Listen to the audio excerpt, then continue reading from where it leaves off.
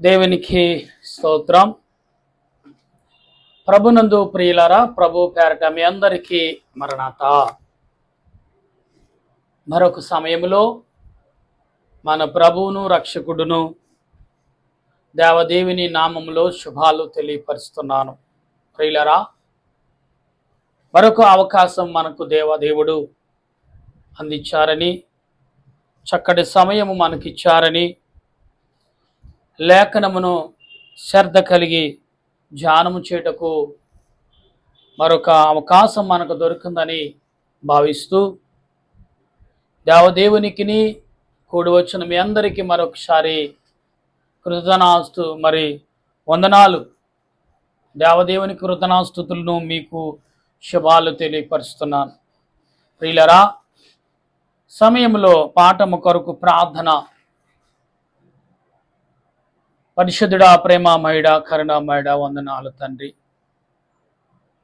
నీ వాక్యమును ధ్యానము చేయుటకు నీ బిడ్డలుగా నీ వద్దకు వచ్చి ప్రభువా, మాకు ఆదరణకర్తగా నీ ఆత్మ నడిపింపును దయచేసి ప్రభువా, మేము మాట్లాడలేం ప్రభువా, నీ జ్ఞానమును మాకిచ్చి మీరే మాట్లాడమని నాయనా, నీ బిడ్డలకి ఏదైతే అవసరమో నీ వాక్యము ద్వారా మీరే బయలుపరచమని, నీ వాక్యము ద్వారా అనేకమైన మర్మములు, పరలోకముకు చేరే మాటలను, భూలోకము యొక్క యాత్రలో ఉన్న మాకు నీ ఆత్మ నడిపింపును అందించి, మీరును పరిశుద్ధులు, దేవదూతలు, సెరేబులు, కరేబులు, 24 పెద్దలు, 4 జీవుల యొక్క ఆదరణ తోడుగా ఉంచి,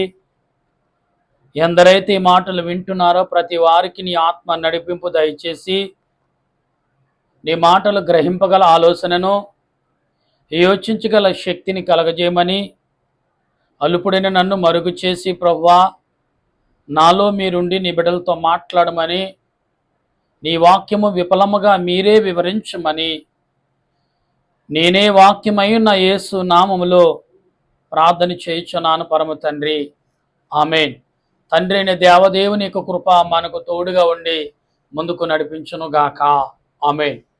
ప్రభునందు ప్రియ దేవుని బిడలారా, యేసుక్రీస్తు యొక్క కృపా శుభాములు యుగయుగములు మనందరకు కలుగును గాక, ఆమేన్.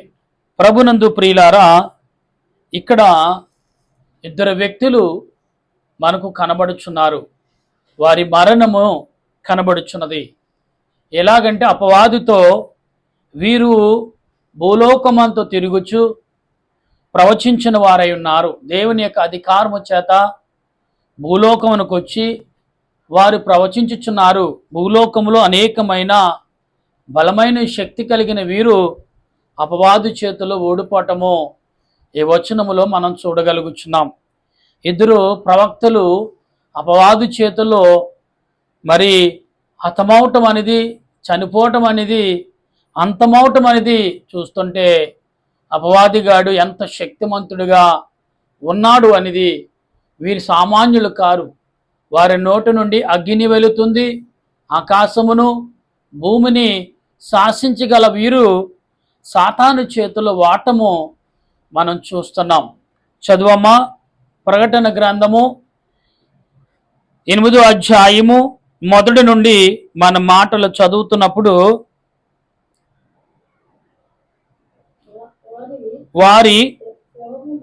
వారి శమూలములు మహాపట్టణపు సంత వీధులలో పడియుండెను.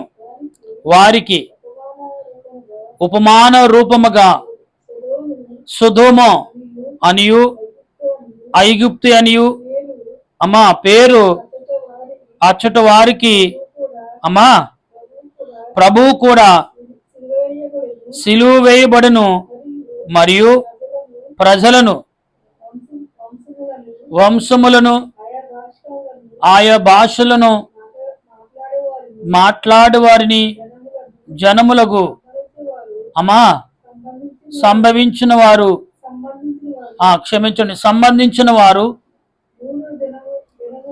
3 దినములన్నర వారి శవములు చూచి వారి శవములను సమాధిలో పెట్టనీయలేదు. ప్రభునందు ప్రియులారా, వీరు చేసే క్రియలను చూశారు. ఈ క్షణము నుంచి 11వ వచనం నుండి ప్రకటన గ్రంథం చాలా కఠినంగా ఉంటుంది. ఎందుకంటే ప్రకటన గ్రంథం చెప్పటం అంటే చాలా ప్రమాదకరమైనది. ఎందుకంటే సాతానుకు అయ్యగారు అన్నారు, దేవదాస్ ఈ సంత వీధుల్లో పడిన వారిని చూసి వీరు విందులు వినోదాలు చేసుకుంటున్నారంట. ప్రియులారా, ఎంత దౌర్భాగ్య స్థితి భూమి మీద జరుగుతుందో మనం ఆలోచించాలి. పక్కన వీధిలో పడి ఉన్న బాడీని చూసి యువతల పక్కన బిర్యానీ తెచ్చుకుని తినే రోజుల్లో మనం ఉన్నాం. అవును, పక్క వీధిలో ఒక వ్యక్తి చనిపోతున్నాడంటే విచారం లేదు, చింత లేకుండా ఈనాడు బ్రతుకుతున్నవారు. ఒకవేళ చనిపోయాడంటే ఇంకా శవాన్ని తీయలేదేంటి అనేవారే తప్ప ఇవాళ అయ్యో ఎందుకు జరిగింది అని వారికి సంతాపం తెలియపరిచేవారు ఎవరు కూడా లేరు. ఎందుకంటే సంతాపం అంటే దుఃఖమును కనపరిచేవారు ఎవరు కూడా లేరు. వారి దుఃఖములో పాలు భాగస్తులు అవే వారి లోకములో ఎవరు కూడా కనిపించట్లేదు. ప్రియులారా, మనం గమనిస్తే 11వ వచనములో చదువమ్మా, 11:12 11 చదువు, 11:11. అయితే ఆ 3 దినముల నరైన పిమ్మట దేవుని యొద్ద నుండి జీవాత్మ వచ్చి వారిలో ప్రవేశించును గనుక వారి పాదములు ఊని నిలిచిరి.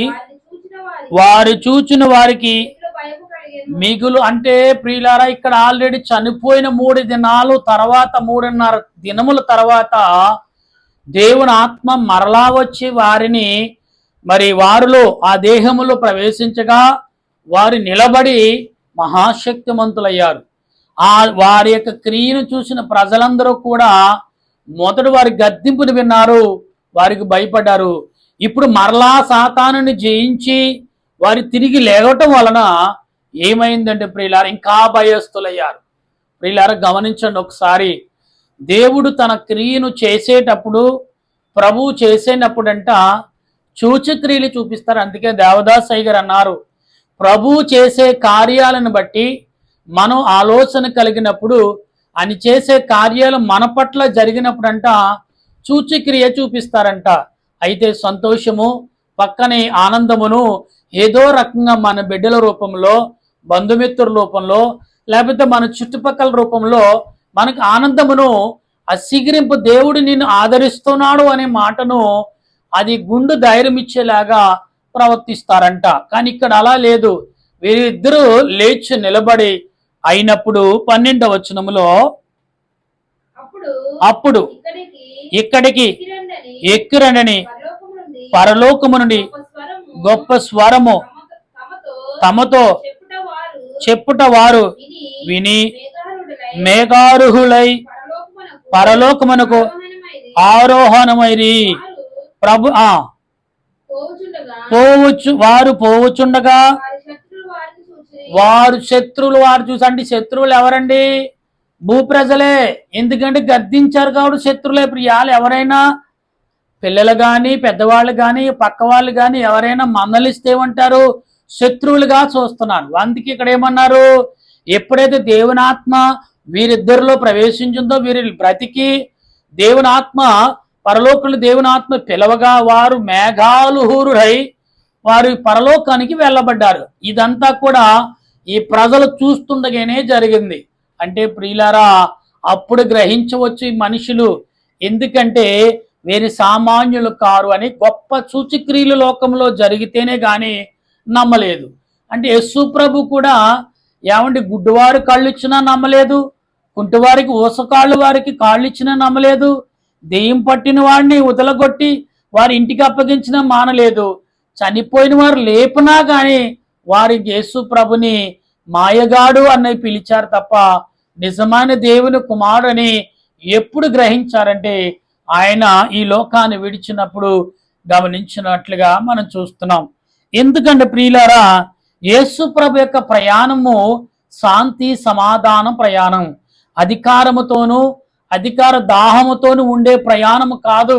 ఆయన ఎప్పుడూ కూడా నీకు కలిగిన 2 వస్త్రాలుంటే ఒక వస్త్రం ఎదుటి వారికి ఇమ్ము, వాడును సంతోషపడతాడు. కానీ ఈ లోకము ఎలాగుందంటే, మనము ఎదుటివాడు మన కళ్ళ ముందు బానిసగా బ్రతకాలని ఆలోచన తప్ప, అయ్యో మనతోటి వాడు, మనలో వాడు మనలాంటి మనిషే కదా, మనకు 4 వస్త్రాలు ఉన్నాయి, ఒక వస్త్రమైన ఇద్దామని అనుకోరు.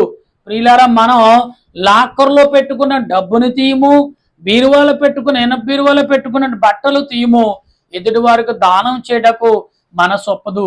చెదపట్టినా చెత్తబుట్టల వేయటానికి సిద్ధపడతాం, కానీ ఎదుటి వారికి దానము చేయటకు సిద్ధపడము. అటువంటి కాలంలో ఇప్పుడు మనుషులు మనం బ్రతుకుతున్నాం. కానీ ప్రభు పరిపాలన అది కాదు. ఎవరైనా కష్టంలో ఉంటే, అది నీకు తెలిసి వస్తే ఇమ్మీడియట్గా ఏం చేయాలి? అవతల వారిని ఆదరించాలి, ధైర్యపరచాలి, నీవు కలిగి ఉన్న మట్టి సహాయం చేయాలి. యేసు ప్రభు లోకంలో అదే కోరుకున్నాడు, మనుషుల పట్ల అదే ఉండాలని ఆశపడ్డాడు. కానీ ఇక్కడ అలా లేదు. వీరందరూ భయపడ్డారు. భయపడిన తర్వాత ఏమైంది? 13వ వచనములో, ఆ గడియలోనే గొప్ప భూకంపము కలిగినందున ఆ పట్టణంలో 10వ భాగము కూలిపోయాను. అంటే అప్పటి వరకు మనుషులు అక్కడ ఇద్దరు శవాలను పెట్టుకుని విందులు వినోదాలు చేసుకున్నారు, కానీ దేవుడు చేసే క్రియను మాత్రం చూడలేదు. ప్రియులారా, ఇవాళ కూడా అలాగే ఉంది. ఇవాళ మద్యం ఏరులై పారుతుంది లోకంలో. నిజంగా చనిపోయాడో తెలీదు, మందు తాగు పడిపోయాడో కూడా తెలియని పరిస్థితులు ఈ లోకం మనుషులు ఉన్నారు. ప్రియులారా, ఆ రోడ్డు మీద ఎక్కడైనా ఫుట్పాత్ మీద ఒక మనిషి పడిపోతే హార్ట్ అటాక్ పడిపోయాడో, ముఖం తిరిగి పడిపోయాడో అని పట్టించుకునే సమయం మనుషుల దగ్గర లేదు. ఎందుకంటే మద్యము ఎక్కడికి వెళ్ళినా 10 పర్లాంగ దూరంలో మద్యం దొరుకుతుంది, 10 అడుగుల దూరంలో మందు తాగి పడిపోవడేమో అనుకుంటున్నాడు. తర్వాత ఆ మనిషి మల రోజుని చూసి ఆ మనిషి లెగలేని పరిస్థితులు ఎవరైనా ఫుట్పాత్ యొక్క క్లీన్ చేసేవాళ్ళు కానీ మున్సిపాలిటీ వారికి కానీ చూస్తేనే తప్ప ఆ మనిషి చనిపోయాడని అంతవరకు కూడా సాటి మనిషి పట్టించుకునే రోజులు లేవు. ఇక్కడ ఈ వీరిద్దరు పరలోకానికి ఎక్కనప్పుడు భూకంపం కలిగిందంట. ఆ గ్రామం, ఆ పట్టణము 3వ భాగం అంతా కూలిపోయింది. అంటే మనుషులు కూడా చనిపోయారని భావించాలి మనం. అయితే ఈ 14వ వచనంలో, 2వ వర్షము గతించి, అంటే మొదటి వర్షం గతించింది, 2వ వర్షం కూడా గతించిపోయింది. ఇదిగో 3వ, అంటే 2 శ్రమలు గతించుని 3వ శ్రమ త్వరగా వచ్చుచున్నది. 7వ దూత బూర ఊదినప్పుడు పరలోకములో ఒక శబ్దము పుట్టెను. ఆ శబ్దములు ఈ లోక రాజ్యము, మన ప్రభు రాజ్యమును, ఆయన క్రీస్తు రాజ్యమని ఆయన ప్రభునందు. ప్రియులారా, గమనించండి. అంటే 2వ శ్రమ పూర్తయి 3వ గడియలోకి ప్రవేశించి, ఈ గడి ఎవరిదంటే దేవునిది. అంటే ప్రియులారా గమనించండి, యేసు ప్రభు 7వ బూర, అంటే 7 ముద్రలు ఇప్పినప్పుడు క్రియలు జరిగినాయి, 7 బూరలు ఊదినప్పుడు మరొక క్రియ జరుగుతుంది. ఇక్కడ 7 ముద్రలు, 7 దేవదూతలు, 7 బూరలు, 7 శబ్దములు, 7 ప్రార్థనలు, 7 విజ్ఞాపనలు, ఇలా చెప్పుకుంటే 7 7 7 అనే సంఖ్యకు దేవదాసయ్య గారు అనేకమైన వాటికి పదాలు జోడించి మాటలు అందించిన వారైనారు. ప్రియులారా గమనించినందుకే దేవదాసయ్య గారు అన్నారు, నన్ను దిద్దుము చిన్న ప్రాయము అని. ఎందుకన్నారంటే దిద్దుకునే శక్తిమంతుడు ప్రతి వారును ప్రభు దిద్దుతారనేది ఆయన దేవదాసయ్య గారు చెప్పిన మాట. ఈ రోజున నీవు నేను ఈ 2వ శ్రమ గతించిపోయింది, 3వది రాబోతుంది. 7వ బోర ఊదినప్పుడు ప్రభు ఆయన పరిపాలన ఈ భూమి మీద చేయబోతున్నాడు. అంటే ఇప్పుడు ఎవరికి యుద్ధము జరగబోతుందంటే దేవునికిని హర్మయోను యుద్ధము అనే పదమును మనం ఎలాగ వాడుతున్నామో అలాగే దేవునికిని సాతానుకును, అంటే 2 వ్యక్తులు భూలోకానికి వచ్చినప్పుడు సాతానును జయించగలరు. కానీ జయించలేక సాతాను చేతిలో ఓడిపోవటం వల్ల దేవుడు మరలా వారిని పరలోకానికి తీసుకు వెళ్ళిపోయారు. ప్రభువే స్వయముగా వచ్చినట్లుగా మనం చూస్తున్నాం. ప్రియులారా, ఈరోజు పాఠమును గమనించాలని మిమ్మల్ని ప్రభు పేరట మనం చేయించున్నాను. ఎందుకంటే ఈరోజు పాఠము రెండో యొక్క శ్రమ గతింపును, మూడో యొక్క పాఠ్యము అనగా మూడో యొక్క అంశము దేవుడే ప్రారంభించినట్లుగా కనబడుచున్నది. గమనించండి, కడవరి దినాల్లో ఉన్నాం, చాలా భయంకర దినాల్లో ఉన్నాం, చాలా శోధన కాలంలో ఉన్నాం.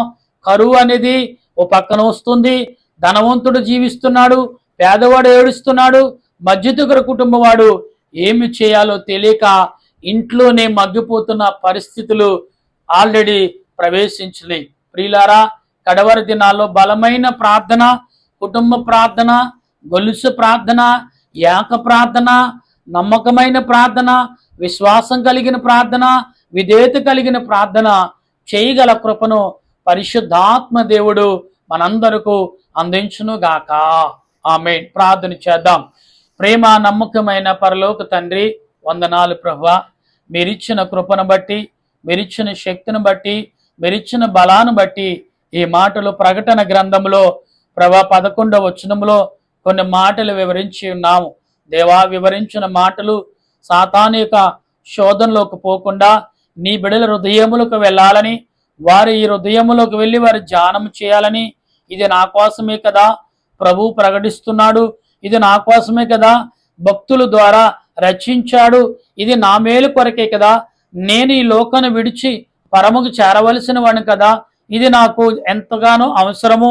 ఈ మాటలు నాకును, నా జీవితానికును, నా కుటుంబాలకును, తోటి మనుషులకు తోడుగా ఉండాలనేది ప్రతి వారు భావించగల మనసును దయచేయమని ప్రభా, నా దేశ ప్రజలు 150 కోట్ల ప్రజలు ప్రభా, ఈ 150 కోట్ల ప్రజలు స్వార్థము, అసూయ, అక్కరము, అన్యాయము, ద్వేషము, పాపముతో జీవించుచున్న వీరందరినీ నువ్వు చూచుచున్న దేవుడవు, గమనిస్తున్న దేవుడవు. దేవా, కరుణించండి, దయ చూపించండి. ఈ ప్రకటన గ్రంథంలో ఆ ఇద్దరు వ్యక్తులు చనిపోవటం చూసి వీరు పండగలు చేసుకున్నారంటే మనుషులు ఏ రీతిగా దిగజారిపోయారో, ఏ రీతిగా పాపము చేతిలో కీల బొమ్మలుగా మారిపోయారో మేము చూస్తున్నాం ప్రభా. నీకు రాకడ సమీప కాలములో నాయనా ఇటువంటి పరిస్థితి చూడలేమని మేము గమనిస్తున్నాం. అదే నాయన యుద్ధము చేసినప్పుడు వారు చనిపోయినప్పుడు యేసు ప్రభును సిలువ గురించి, నేను ఆ భక్తుల యొక్క మరణము గురించి నువ్వు చెప్పి ఉన్నావు. దానికి నీకు వందనాలు ప్రభువా. మా మాటలు వ్యర్థము కాకున్నట్లు, మా ప్రార్థన వ్యర్థము కాకున్నట్లు ప్రభా, నీ సన్నిధిని ప్రతి వారికి అందించమని ఈ మాటలు నా దేశ ప్రజలను, అందరు ప్రజలకును, నాయకులకును, ప్రపంచానికి నీ కృపను చూపించమని నాయన బైబిల్ మిషన్ యొక్క పనివాడిగా, దేవదాసగా ప్రార్థన నడిపింపు ద్వారా ఈ మాటలను విన్న ప్రతి వారు గ్రహింపగల మనసును అందించి, వారి హృదయం అనే పలక మీద రచించుకుని ముద్ర వేసుకుని శక్తిని అందించమని త్వరగా రానయున్న యేసు క్రీస్తు అతి పరిశుద్ధమైన నామమున అడిగి ప్రార్థన చేయుచున్నాను పరమ తండ్రి. ఆమేన్. మన తండ్రి అయిన దేవుని ప్రేమ, దేవాతు దేవుని కృప, పరిశుద్ధాత్మ అనేక జీవితం ఇప్పుడు ఎల్లప్పుడూ సదా తోడుగా ఉండి ఆయన రక్తములో కడగబడి ఆయన రాజ్యముకు ఎత్తబడుదుము గాక. ఆమేన్, ఆమేన్, ఆమేన్. అందరికీ మరణాతా.